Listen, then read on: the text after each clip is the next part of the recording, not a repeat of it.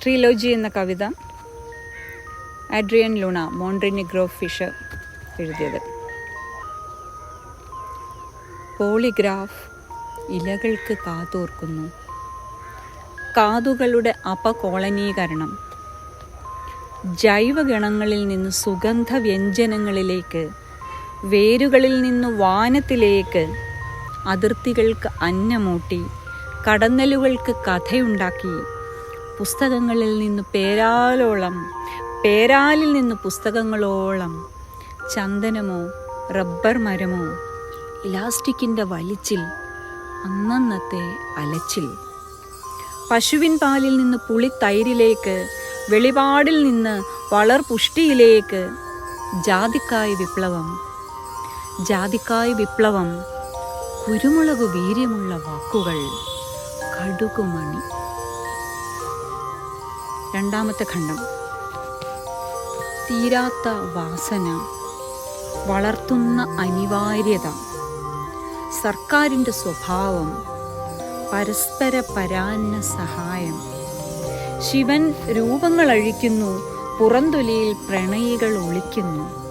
കാവിയിൽ നിന്ന് ഭൂമിയിലേക്ക് പിരിയൻ തുള, ഇറ്റ് ഇറ്റിറ്റ് തട്ടിയുരുട്ടും ടയറുകൾ. നൈലോൺ ഉന്മാദത്തിര, മഹാമാരിയുടെ പ്രദർശനം, ഒറ്റപ്പെടൽ. കാക്കകൾ ഒഴിഞ്ഞ വെളികളിൽ കാക്ക പറക്കുമ്പോൾ കൂട്ടം കൂടാത്ത കരിങ്കാക്ക സൂപ്പർ സിമെട്രിയിലൂടെ മുടന്തുന്ന സ്പാർക്ക് കണം, പ്രഷർ കുക്കറുകൾ, പ്രഭാതഭേരി, സൂര്യോദയം. മൂന്നാമത്തെ ഖണ്ഡം.